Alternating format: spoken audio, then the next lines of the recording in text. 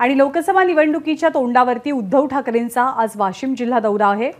कारंजा, मंगरुळपीर आणि वाशिम या शहरांमध्ये उद्धव ठाकरे सभा घेतील। प्रणय निर्माण आपल्या सोबत आहेत। प्रणय, आजच्या सभेतनं कोणकोणत्या मुद्द्यांवरती खास करून उद्धव ठाकरे बोलण्याची शक्यता व्यक्त होते, कसा असेल त्यांचा आजचा दौरा? ज्ञानदा, उद्धव ठाकरे हे रात्री वाशिम जिल्ह्यातील कारंजा लाड या ठिकाणी दाखल झालेले आहे। त्यांचा दौरा जर आपण बघितला तर 11:30 वाजता उद्धव ठाकरे हे कारंजाचे जे गुरु मंदिर आहे त्या ठिकाणी जाऊन ते दर्शन घेतील आणि त्यानंतर 12 वाजता कारंजा लाड येथील जी बाजार समिती आहे त्या बाजार समितीच्या एका हॉलमध्ये या ठिकाणी ही सभा आयोजित केलेली आहे।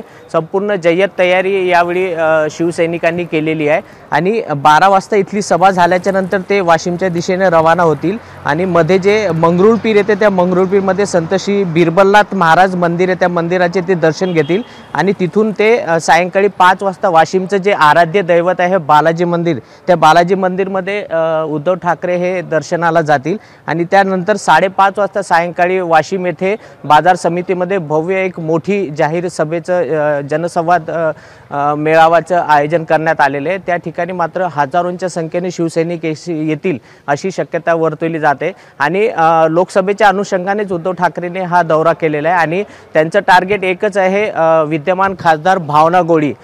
काल यवतमाळ जिल्ह्यामध्ये सुद्धा नाव न घेता त्यांनी थेट भावना गवळींना टार्गेट केलं होतं। आता वाशिम जिल्हा जो आहे तो भावना गवळींचा होम ग्राउंड आहे, म्हणजे मूळच्या ज्या भावना गवळी आहे त्या वाशिम जिल्ह्याच्याच आहे। त्यामुळे तब्बल 5 वेळा भावना गवळी याच मतदारसंघातून निवडून आलेल्या आणि मोठ्या प्रमाणात त्यांना जो पाठिंबा आहे तो वाशिम जिल्ह्यातूनच मिळालेला आहे।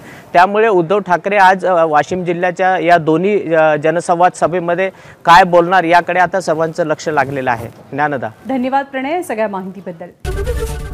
एबीपी माझा, उघडा डोळे बघा नीट।